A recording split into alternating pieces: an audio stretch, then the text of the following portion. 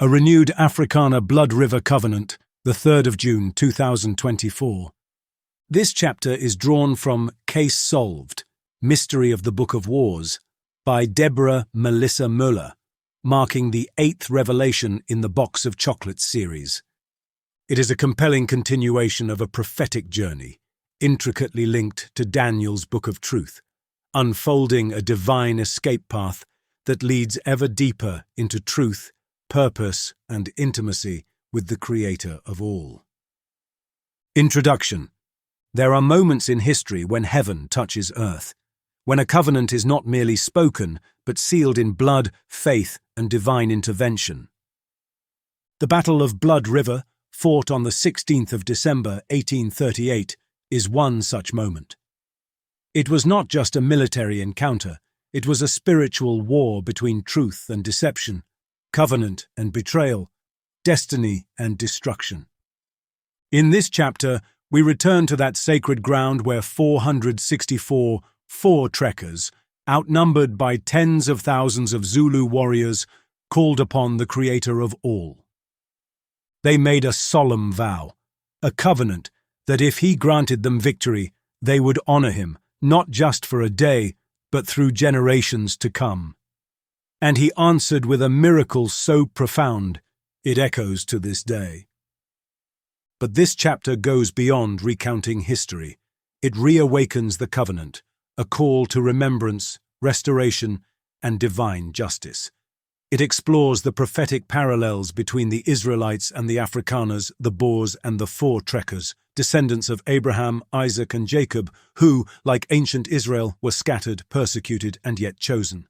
Here, the historical and prophetic significance of the Blood River Covenant, moment of deliverance, is reawakened, calling a scattered people back to remembrance, identity, and the fulfillment of a covenant written not only in history, but possibly in the very book of the wars of the Lord, as referenced in Numbers 21.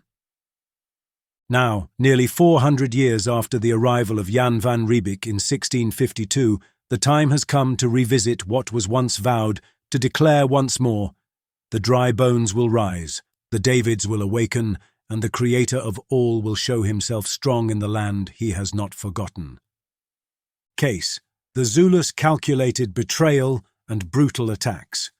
Are you aware that the Boers, the Afrikaners, approximately 464 voortrekkers, made a covenant with the Creator of all in 1838, asking for his protection against an estimated 25,000 to 30,000 Zulus who attacked them?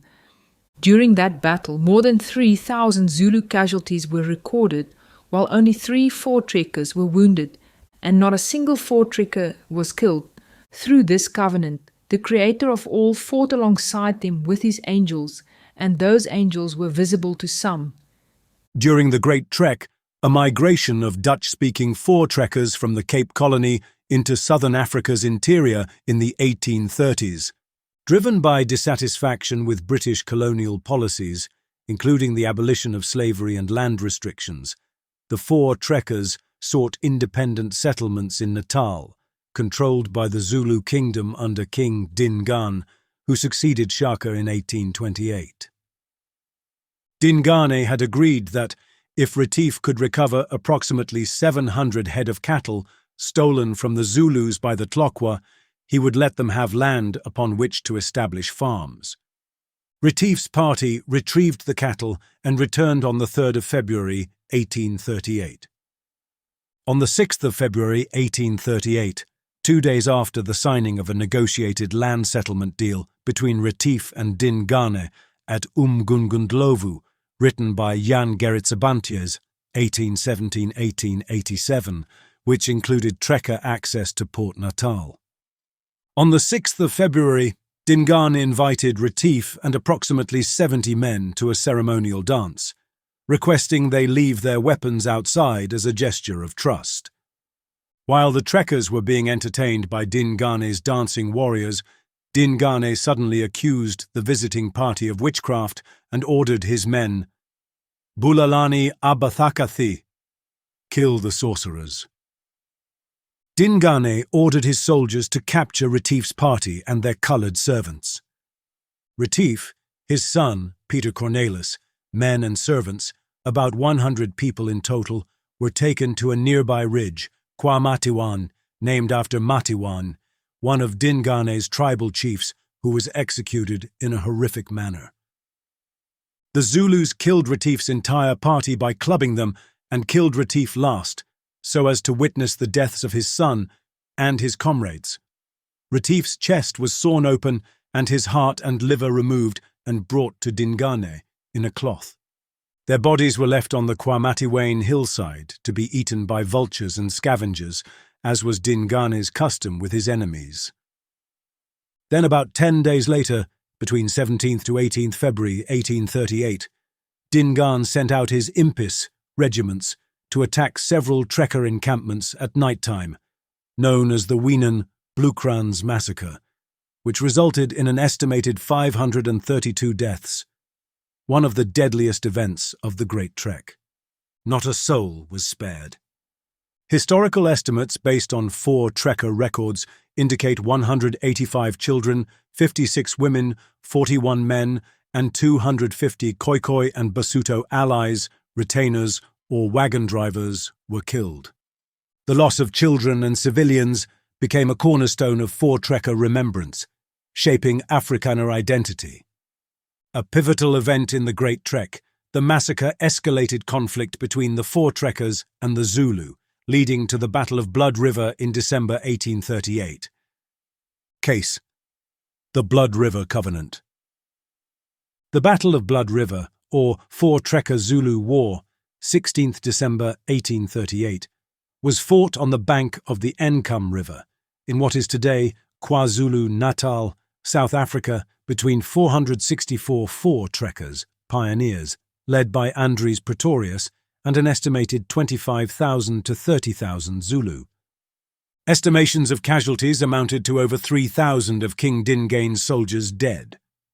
3 voortrekker commando members were lightly wounded. This battle would not have taken place if the Zulu king had honored the agreement that he had made with the voortrekkers to live together peacefully. The Zulu king knew that they outnumbered the voortrekkers and decided to overthrow them, and that led to the Battle of Blood River. Dingaan has got a well-trained army of between 32,000 and 40,000 men. The voortrekker, being 464, was outnumbered by about 50 to 1. On the 8th of December, Andries Pretorius and Sarel Cilliers, the spiritual leader of the expedition, both realized that their task was almost humanly impossible, and failure could have resulted in the total annihilation of the trekkers in Natal. There was only one way out, vertically upward, to the Most High, the Creator of all. The vow to the Most High was accepted on the 9th of December 1838, and was read for the first time and affirmed with an Amen. The wording of the vow is, "We stand here before the Holy God of heaven and earth to make a vow to him that, if he will protect us and give our enemy into our hand, we shall keep this day and date every year as a day of thanksgiving like a Sabbath, and that we shall build a house to his honor wherever it should please him, and that we will also tell our children that they should share in that with us in memory for future generations. For the honor of his name will be glorified by giving him the fame and honor for the victory." They made this covenant with sincere hearts to the Creator of all, and he honored it. So this covenant was important to the Creator of all. But what did they do in this country, South Africa? In 1994, the Day of the Covenant, which was on December 16th, was officially replaced by the Day of Reconciliation, an annual holiday also on December 16th. However, many descendants still celebrate it as promised in the vow. This ANC government changed it to erase our history and our covenant with the Creator. We are the only nation, apart from Israel in the biblical narrative, that ever made a covenant with him. I wonder what the Creator will say about this. His name will be honored by the remnant, and this country belongs to him. Because of this covenant made with me, the book of truth of Daniel is coming forth from this country, and this covenant will be remembered forever. It was made from the depths of their hearts, with sincerity toward me. They stood before me, naked and humble, and I will honor them for that. My name will be great, and they knew it. My name is above every name. This group of people did something few have ever done, and my eyes are upon them. To anyone who touches or harms them, I will require their blood at your hands. This is how you make war. If someone rises against you, bring me into the battle, and I will give you the victory. It is important to mention that the vow was made each day for 7 days, from 9th December to 15th December 1838. This reminds me of the fall of Jericho's walls. According to Joshua 6:1-27, the walls of Jericho fell after the Israelites marched around the city walls once a day for 6 days, 7 times on the 7th day, with the priests blowing their horns daily and the people shouting on the last day. On the 7th day, they got up at daybreak and marched around the city 7 times in the same manner, except that on that day, they circled the city 7 times. The 7th time around, when the priest sounded the trumpet blast, Joshua commanded the army, "Shout, for the Lord has given you the city. The city and all that is in it are to be devoted to the Lord." Then, on the 15th of December 1838, the voortrekkers saw the approaching force of the Zulus. Neat and orderly, their spears gleaming in the setting sunlight, the plumes on their heads gently swaying in the evening breeze, their feet rhythmically pounding the ground. White, black, and red shields, each regiment distinct. The Zulu army was ready for battle. In Sangoma ceremonies held for 3 days before the Zulus set out, special war medicines were prepared that were believed to make the soldiers invincible. The ancestor spirit-worshipping warriors also, according to tradition, held a procession to the graves of the kings and sang praise songs, followed by even more ceremonies. The dense, wet mist clouds ruled out a night attack, and the warriors, dressed sparsely, had to remain seated on their shields in the wet and cold. The sharp reed beds on both sides of the river made it impossible for them to advance during the night. They were cold and stiff from the long marches and the cold of the previous days.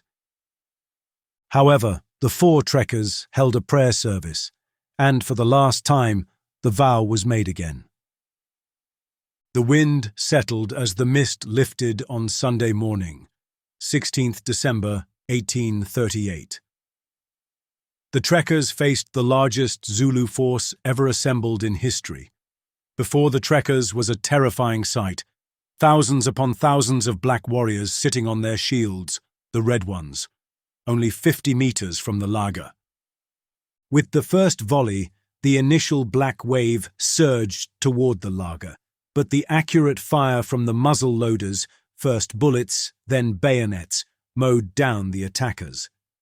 Some fell almost against the wagons, but none broke through. The Zulus temporarily retreated, regrouped, and attacked again with renewed determination. Once again, they were shot back.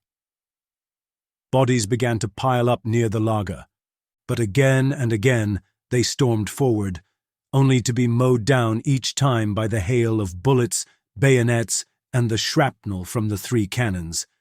It became a massacre. The Encome River became Blood River. The Zulus made no real progress. In fact, the attackers were brought to a standstill. They were shot down in their masses. At this point, Pretorius realized that the battle had to be concluded that very day. If not, and the Zulus merely retreated beyond the reach of rifle fire, there could be a night attack, or the laager could be besieged, with fatal consequences. They charged the enemy, but the voortrekkers were driven back into the laager, and the battle continued. The Zulus retreated again, but this time around 300 riders charged, drove a wedge into the enemy lines, and split them into 2 groups. Panic gripped them, and they suddenly fled in a wild retreat. The Zulu High Command saw what was happening and sent in the white shields. Upon arrival, they collided with the wildly fleeing and defeated divisions of the Red and Black Shields. Pandemonium broke out as they ran into one another, and in the next moment, under intense cannon and rifle fire, they all fled. The White Horsemen, seen by the Zulus during the night as they appeared to sweep over the laager, according to Zulu oral tradition. At a critical moment during the battle, the attackers became divided. The young warriors, who had planned a breakthrough through the battle gates just as the mounted commando charged out again, suddenly looked past the laager toward the mountain. They later reported seeing a mighty army of warriors on white horses charging forward with fluttering banners. At the front was a single man on a white horse wielding a sword. At this, they turned around and began to flee. The seasoned warriors with the white shields, who had not seen the vision of the charging army on horseback, intercepted the younger warriors, as a regiment was not permitted to retreat. A fierce internal clash ensued. This fight was so intense that, according to accounts, more impis were killed in this skirmish than by the fire from the laager. The birds of prey, reportedly seen by the Zulus diving down on them during the battle, Zulu oral tradition. They told of great white birds that swooped down on them from the sky. These were visible only to the Zulus. Yeshua and his angels clearly helped the voortrekkers in that mighty battle. Seeing a mighty army of warriors on white horses charging forward with fluttering banners, at the front was a single man on a white horse wielding a sword, and great white birds that swooped down on them from the sky. Around the laager and in the donga lay the bodies of approximately 3,000 black warriors. On the Boer side there were no losses. Only 3 men, including the commandant, were lightly wounded. Truly a miracle. The victory achieved here is without equal in the military history of South Africa. In no other campaign in the modern world has there been so great a loss on one side and so little on the other. That is why 16th December 1838 is the most important day on the South African calendar, a day that the descendants of all peoples in this land should be aware of, while the rest of the world must acknowledge, not that the pioneers were so great, but that the Creator of all is great. Case, the Afrikaners. So the Zulus attacked the voortrekkers and thousands of Zulus died. Just look at how many of them perished, and yet not a single voortrekker was killed. We, the Afrikaners, the Boers, simply wanted to live in peace and go where God was leading us. Afrikaans is a West Germanic language spoken in South Africa. It evolved from the Dutch vernacular of South Holland, spoken by the predominantly Dutch settlers and enslaved population of the Dutch Cape Colony. The name of the language comes directly from the Dutch word Afrikaans, now spelled Afrikaans, meaning African. As documented in the book Case Solved, Mystery of the Angels, they say Afrikaans is a heavenly language. The Creator of all still needs to address the oppression faced by Afrikaners in South Africa, which takes many forms, whether through violence against our farmers, restrictive laws, or the renaming of streets and towns as if to erase our presence from history. But I believe the Creator has other plans. Judgment has been declared over our oppressors, and there will be consequences if they do not take their hands off us. That's where the saying spirit draws spirit becomes clear. Afrikaners don't believe in ancestral worship or sangomas, unlike the wider group in South Africa, about 60%, who believe in and practice these abominations, which the Creator of all forbids. Traditional healers of Southern Africa are practitioners of traditional African medicine in Southern Africa. They fulfill different social and political roles in the community, like divination, healing physical, emotional, and spiritual illnesses, directing birth or death rituals, finding lost cattle, protecting warriors, counteracting witchcraft, and narrating the history, cosmology, and concepts of their tradition. It is estimated that there are as many as 200,000 traditional healers in South Africa compared to 25,000 doctors trained in biomedical practice. Traditional healers are consulted by approximately 60% of the South African population, usually in conjunction with modern biomedical services. Sangomas believe they are able to access advice and guidance from their ancestors for their patients through spirit possession by an ancestor, or mediumship, divination bones, or by dream interpretation. Don't they understand that we are set apart and that we seek to engage with like-minded people? The Afrikaners are direct descendants of Abraham, Isaac, and Jacob. The message is clear to us, as stated in Deuteronomy 18. When you enter the land the Lord your God is giving you, do not learn to imitate the detestable ways of the nations there. Let no one be found among you who sacrifices their son or daughter in the fire, who practices divination or sorcery, interprets omens, engages in witchcraft, or casts spells, or who is a medium or spiritist, or who consults the dead. Anyone who does these things is detestable to the Lord. Because of these same detestable practices, the Lord your God will drive out those nations before you. You must be blameless before the Lord your God. The Afrikaners, the Boers, voortrekkers, carry the truth, and the evil one knows it. This battle was a clash between good and evil, where the voortrekkers held to the truth and honored the Creator of all with a covenant. You wanted to pick a fight, and you picked a fight with my people.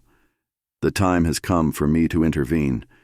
If you oppress or oppose my people, I will put you in your place. You are either for me or against me. I have had enough of this. Do you want the same judgment as on that day? Do you want to see the same outcome? You don't want to see me, not if you are against me. You may have something against me for whatever reason, but if you lay a hand on one of my people, I will repay. These Afrikaners are direct descendants of Israel. People often overlook the fact that the lost tribes of Israel are scattered across the world, and that is why it was within them to make a covenant with me, because they carry the heart of David. The same promises I gave to Abraham, I am giving to them, and all who oppose them, oppress them, or seek to harm them will stand and watch as I prepare a table for my people. While they feast, you will look on. Take your hands off my people. This is the truth, and people need to recognize it. We are being oppressed, looked down upon, and pushed aside. When I ask for basic services at the Steve Twitter local municipality, Middelburg, Mpumalanga, they can't even look me in the eye, yet we pay them nearly 20,000 rand a month, about 1,100 US dollars. It feels like applying for bail to get help at that municipality. This is only one example. Most government institutions treat us the same. They have pushed out your people from within these institutions, and now those who remain are either incompetent to handle the issues at hand, or they first decide whether you are worthy of assistance, and the answer is more often than not, no. That's how they treat us. It's exhausting. This needs to stop. You don't know who is standing in front of you, who they are in me. You look at the flesh, at what your eyes can see, but you don't recognize who my sons and daughters are. But I know, I see what is happening, and the time has come to set my people free from this Egypt. It is time to lead them out of slavery. Pharaoh, Cyril Ramaphosa, you have been given the task to let my people go. And if you do not listen, my word will be your judgment.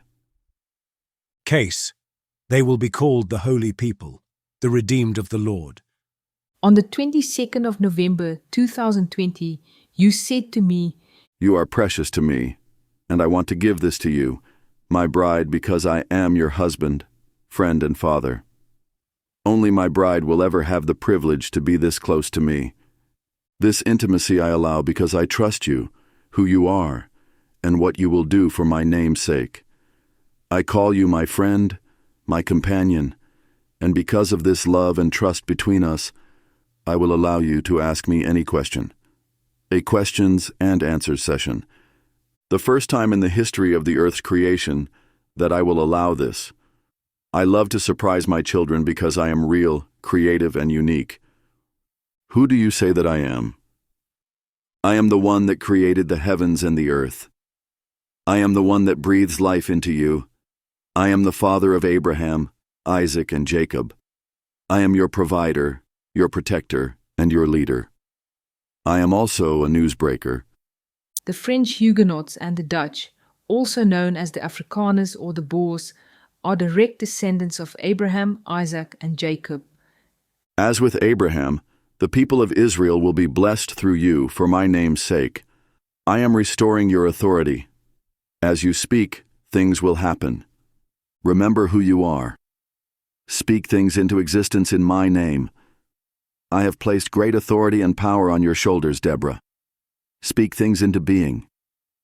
I speak now as Deborah, and I call upon the Creator of all. May your people, your Davids, the Afrikaners, the Boers, the descendants of Abraham, Isaac, and Jacob in South Africa, be released from the slavery they face in this land. Set them free, just as you did in the book of Exodus, when you delivered the Israelites from the hand of the Egyptians. I ask that you come and rescue us, part the waters, and lead us through the Red Sea into the promised land. We are not asking for a long journey, only an 11-day journey, as you intended. The nations will see your vindication, and all kings your glory. You will be called by a new name that the mouth of the Lord will bestow. You will be a crown of splendor in the Lord's hand, a royal diadem in the hand of your God.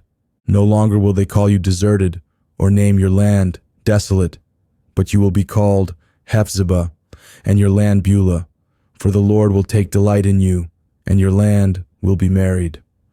The Lord has made proclamation to the ends of the earth. Say to daughter Zion, see, your Savior comes.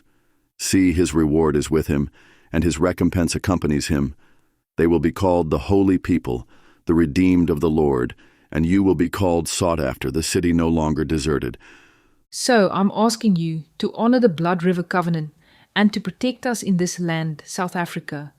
Will you send your angels once again to take position, surround us, and draw that laager of protection around us, your Davids in this nation? For you brought us to this country for a purpose. We didn't steal anything. We didn't take anything without working hard for it. In our hearts, we did what we believed was right. Yet we were always attacked, always persecuted. They tried to demoralize us, generation after generation. But I believe the time for this oppression has come to an end. From 1652, with the arrival of Jan van Riebeeck, to this year, it has been 372 years. It's not yet 400, but please consider that this rounds up to 400, just as the Israelites were said to have been in Egypt for about 400 years. In my opinion, as Deborah, the story of the Israelites, beginning with Joseph going to Egypt, holds prophetic significance. Just as the Creator of all sent Joseph to Egypt to prepare provision for his people, so too were the Dutch, who are direct descendants of Ephraim, the son of Joseph, sent to South Africa for a purpose. Then came the French Huguenots, the tribe of Judah, and both the Dutch, Ephraim, and the French Huguenots, Judah, will be one in your hand. The Creator of all had a plan to provide for his people then and now, so 372 years, almost 400 years later, and there's a problem. You can see it just by the way you're treated wherever you go. It's not everyone, but the majority of institutions in this country operate this way. They have slowly and incrementally changed town and street names to erase us from history. Even the Day of the Covenant, 16th of December, was renamed to Reconciliation Day, an intentional attempt to wipe out our heritage and our covenant with you. Today, the 3rd of June 2024, I ask you, restore the history of this country with you. Make your name great once again. Show the world that you have chosen this country. Because your David suffered here, we have suffered. Let Pharaoh set us free, and if judgment comes, may it be limited to 3 plagues. I will tell them the story of Moses in Exodus, of all 10 plagues, and help them understand that the plagues were reduced to 3 because they had the cheat sheet beforehand. Let's do this. Let's begin. Because you're about to send your tens of thousands upon tens of thousands of angels, it is time for the Davids to arise. They must arise. And as we rise here in this land, it will be like a fireball igniting across the world, because the Davids globally must now awaken. Subsequently, the fire was released from the Huguenot Memorial Museum in Franschhoek, South Africa, upon the seed of Israel, as recorded in the book Case Solved, Mystery of Light.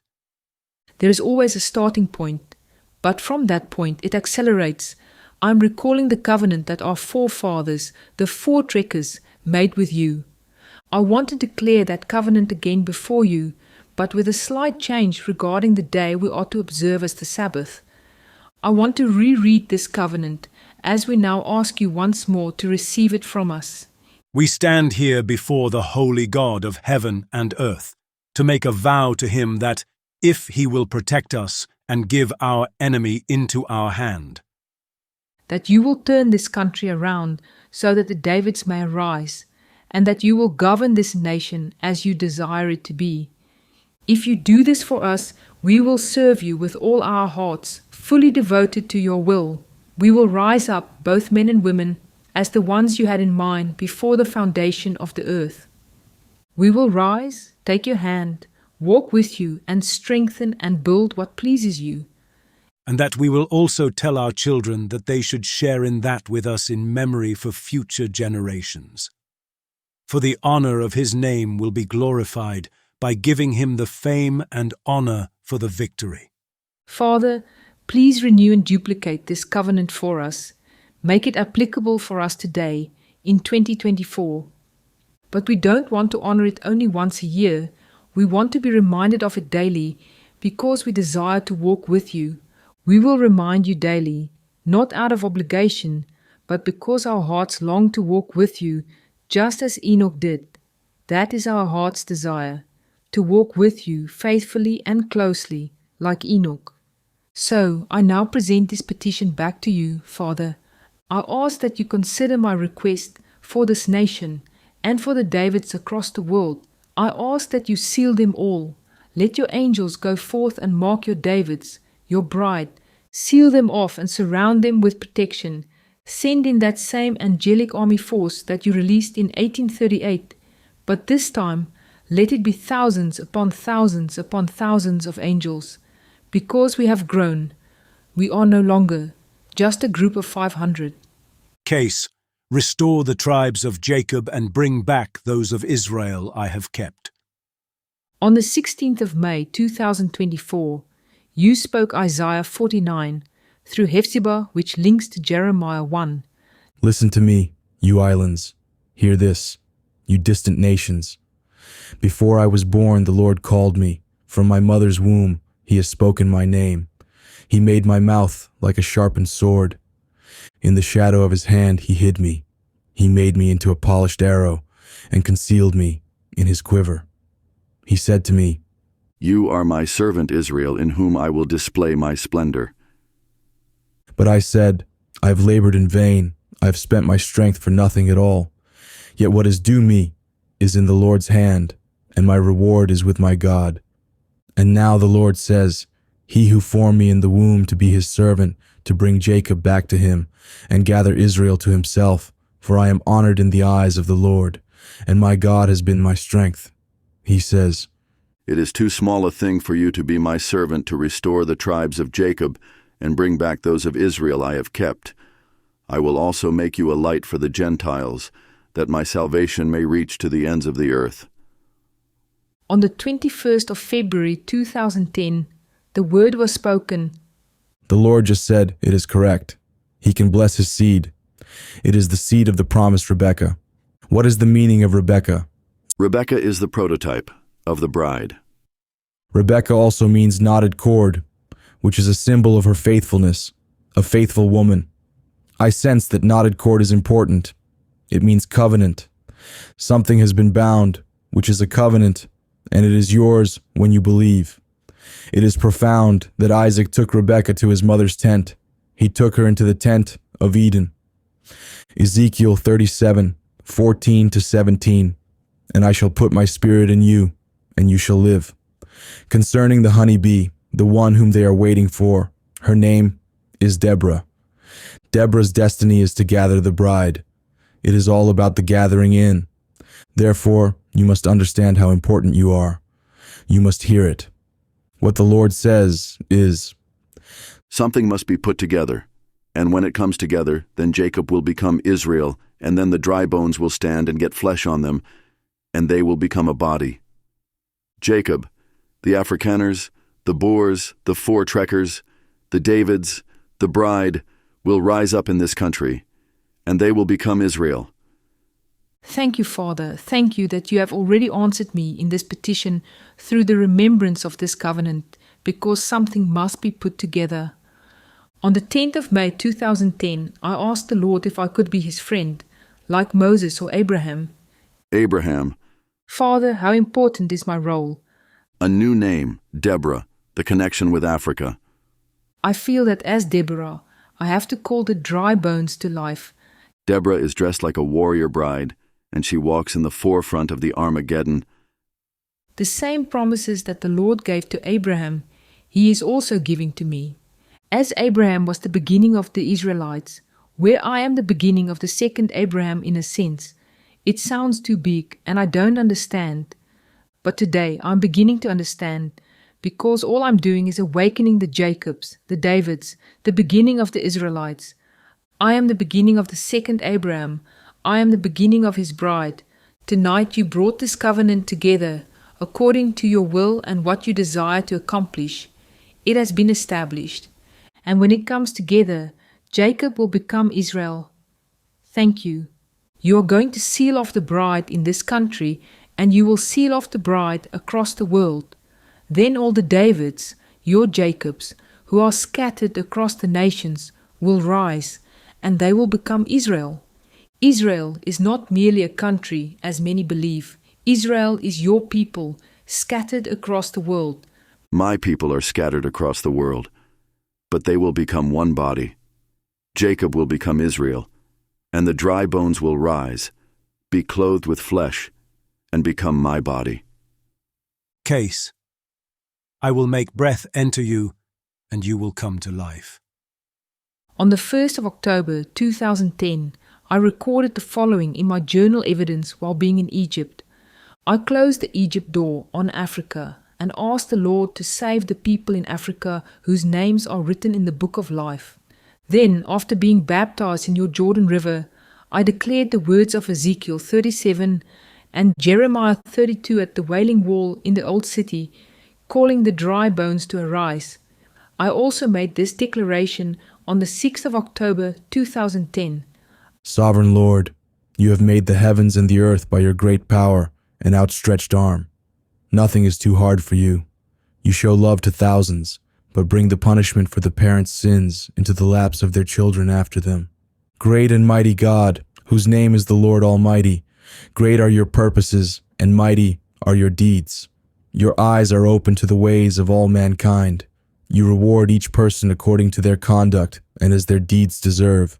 You performed signs and wonders in Egypt and have continued them to this day, in Israel and among all mankind, and have gained the renown that is still yours. You brought your people Israel out of Egypt with signs and wonders, by a mighty hand and an outstretched arm, and with great terror. You gave them this land you had sworn to give their ancestors, a land flowing with milk and honey. They came in and took possession of it, but they did not obey you or follow your law. They did not do what you commanded them to do, so you brought all this disaster on them. I will surely gather them from all the lands where I banished them. I will bring them back to this place and let them live in safety. They will be my people, and I will be their God. I will give them singleness of heart and action, so that they will always fear me, and that all will then go well for them and for their children after them. I will make an everlasting covenant with them. I will never stop doing good to them, and I will inspire them to fear me, so that they will never turn away from me. I will rejoice in doing them good, and will assuredly plant them in this land with all my heart and soul. As I have brought all this great calamity on this people, so I will give them all the prosperity I have promised them. Once more fields will be bought in this land, of which you say, it is a desolate waste, without people or animals, for it has been given into the hands of the Babylonians. That at the name of Jesus every knee should bow, in heaven and on earth and under the earth, and every tongue acknowledge that Jesus Christ is Lord, to the glory of God the Father. Then back in Egypt on the 10th of October 2010, I prayed the following: Father, I ask that you anoint and bless me to carry out the assignment to complete the circle of the honeybee. Lord, bless the door of milk and honey I'm going to open on Africa. Let the door be open for generations upon generations upon generations, and please bless this prophetic action. Then, on the 8th of November 2020, I went to the voortrekker monument. The voortrekker monument is located just south of Pretoria in South Africa.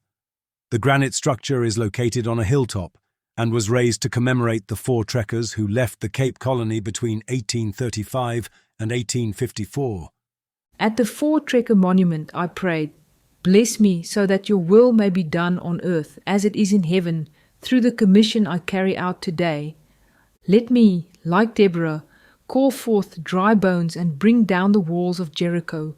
Let the words I speak today echo into eternity on behalf of the people who served you, even where corrupt leaders failed them.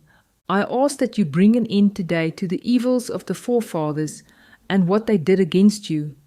So many have already repented, but today I ask that you remove those bloodline curses from us, and that you speak new life and divine protection over us. Break every connection with any satanic bond. Silence the spirit of deception as well as the spirit of war and bloodshed. I needed to walk 7 times around the monument because I had Jericho in mind. Just as the Boers declared their covenant with the Creator of all for 7 consecutive days, so I also made a declaration. It was there, at the top of the monument, I declared over South Africa, the dry bones will arise, over this land, over his bride, over his Davids. Dry bones, hear the word of the Creator of all. This is what the sovereign Creator says to these bones. I will make breath enter you, and you will come to life. I will attach tendons to you and make flesh come upon you and cover you with skin. I will put breath in you, and you will come to life. Then you will know that I am the Lord. Come, breath, from the 4 winds, and breathe into these slain, that they may live. So I prophesied as he commanded me, and breath entered them. They came to life and stood up on their feet, a vast army. Son of man, these bones are the people of Israel. They say, our bones are dried up, and our hope is gone. We are cut off. My people, I am going to open your graves and bring you up from them.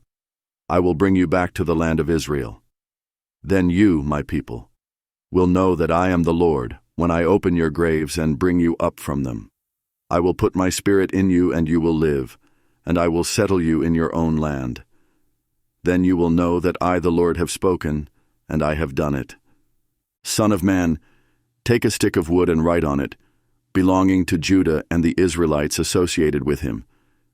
Then take another stick of wood and write on it, belonging to Joseph, that is, to Ephraim, and all the Israelites associated with him.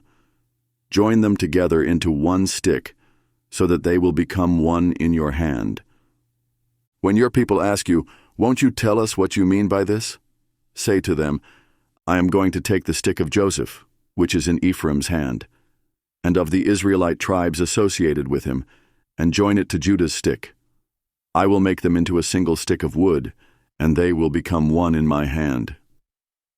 Hold before their eyes the sticks you have written on, and say to them, I will take the Israelites out of the nations where they have gone. I will gather them from all around and bring them back into their own land. I will make them one nation in the land, on the mountains of Israel. There will be one king over all of them, and they will never again be 2 nations, or be divided into two kingdoms. They will no longer defile themselves with their idols and vile images, or with any of their offenses, for I will save them from all their sinful backsliding, and I will cleanse them. They will be my people, and I will be their God. My servant David will be king over them, and they will all have one shepherd. They will follow my laws and be careful to keep my decrees. They will live in the land I gave to my servant Jacob, the land where your ancestors lived. They and their children and their children's children will live there forever, and David my servant will be their prince forever. I will make a covenant of peace with them. It will be an everlasting covenant. I will establish them and increase their numbers, and I will put my sanctuary among them forever. My dwelling place will be with them. I will be their God, and they will be my people. Then the nations will know that I, the Lord, make Israel holy, when my sanctuary is among them forever. I proclaim this word now to the Davids, to your Jacobs, to your Israel, to the great seed of Ephraim through Joseph, the Dutch, and Judah through the French Huguenots who are here in this land, South Africa. Therefore, I ask that this word now be activated. Release it. Subsequently, the activation of the dry bones was declared, and the light was released from Cape Ugulhas, the southernmost tip of Africa, to his bride. Yeshua, will you break the seal and cause this word to come alive? Prove to the world that this word is living and true, because it is truth. You are going to reveal this to the nations. Thank you. That monument is not a covenant with you. It's filled with occult symbolism, sun worship, and Freemasonry. That's what it is. So you needed to walk 7 times around that monument to break the Jericho wall, and then you proclaimed this word. Now I will show you. I will make this word come to pass. Thank you, Father. On the 21st of November, 2020, I asked you, is Ezekiel 37 important that I have to pronounce it for you? Yes, every place you go I will show you, and you must pronounce it. I want you to rectify and instruct as I command you. Deborah, you are precious to me. Let me speak to you daily. Not only do I long to speak to you because I love you, but it is also essential for you to walk with me and check in with me daily. I love you, Deborah. Allow me to love you. I want to love people through you. You are my bride, and you will lead my bride. During the interview I had with you on the 22nd of December 2023, you said, Deborah, you will give them the evidence. Your life is a story of collecting evidence to prove the existence of the Creator of all. Case: the Book of Wars of the Lord. Creator of all is the covenant you made with the voortrekkers, the Boers, the Afrikaners, documented in your word. Is there any other reference to it? Could our story be recorded in the Book of the Wars of the Lord, as mentioned in Numbers 21? The Book of the Wars of the Lord is one of several non-canonical books referenced in the Bible which have now been completely lost. It is mentioned in Numbers 21:13-14, which reads, The king of Arad, the Canaanite, who dwelt in the south, heard that Israel was coming on the road to Atharim. Then he fought against Israel and took some of them prisoners. So Israel made a vow to the Lord and said, If you will indeed deliver this people into my hand, then I will utterly destroy their cities. And the Lord listened to the voice of Israel and delivered up the Canaanites, and they utterly destroyed them and their cities. So the name of that place was called Hormah. This sounds exactly like what you did for the voortrekkers against the Zulus at the Bloodriver. From there they moved and camped on the other side of the Arnon, which is in the wilderness that extends from the border of the Amorites. For the Arnon is the border of Moab, between Moab and the Amorites. Therefore it is said in the Book of the Wars of the Lord, Waheb in Suphah, the brooks of the Arnon, and the slope of the brooks, that reaches to the dwelling of Ar, and lies on the border of Moab. The Book of the Wars of the Lord is cited in the medieval Book of Jasher as being a collaborative record written by Moses, Joshua, and the children of Israel. It was probably a collection of victory songs written about Israel's military conquest of Canaan. A notable reference to an unnamed book is found in Exodus 17:14, where God commanded Moses to inscribe an Israelite military victory over the Amalekites in a book and recount it later in the hearing of his successor Joshua. Now Amalek came and fought with Israel in Rephidim. And Moses said to Joshua, "Choose us some men and go out, fight with Amalek. Tomorrow I will stand on the top of the hill with the rod of God in my hand." So Joshua did as Moses said to him, and fought with Amalek. And Moses, Aaron, and Hur went up to the top of the hill. And so it was, when Moses held up his hand, that Israel prevailed. And when he let down his hand, Amalek prevailed. But Moses' hands became heavy, so they took a stone and put it under him, and he sat on it. And Aaron and Hur supported his hands, one on one side and the other on the other side, and his hands were steady until the going down of the sun. So Joshua defeated Amalek and his people with the edge of the sword. Then the Lord said to Moses, "Write this for a memorial in the book and recount it in the hearing of Joshua, that I will utterly blot out the remembrance of Amalek from under heaven." And Moses built an altar and called its name, "The Lord is my banner." For he said, Because the Lord has sworn, the Lord will have war with Amalek from generation to generation. Who were the Amalek in the Bible?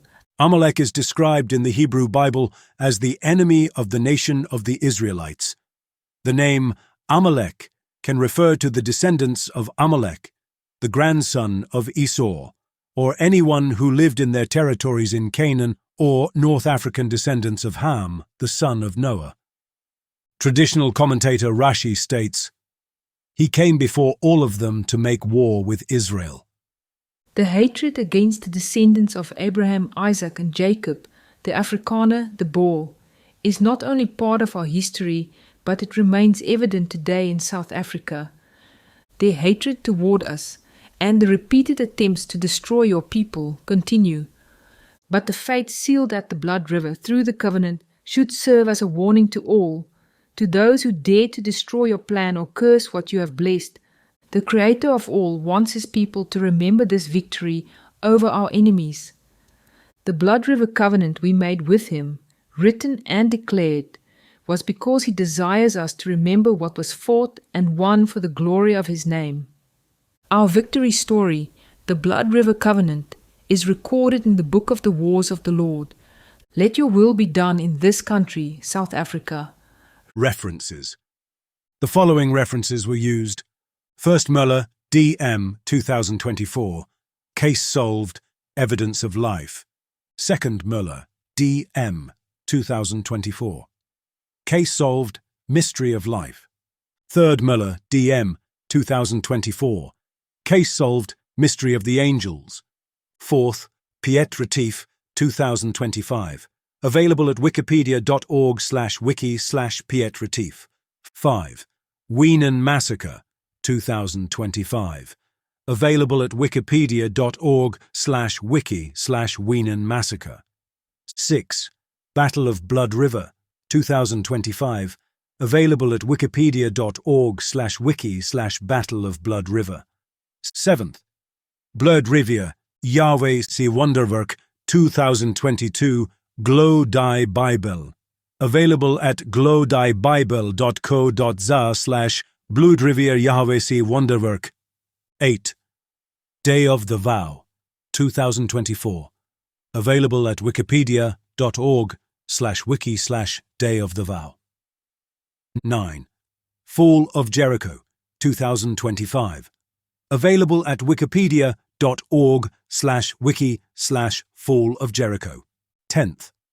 Afrikaans, 2024, Wikipedia, available at wikipedia.org/wiki/Afrikaans.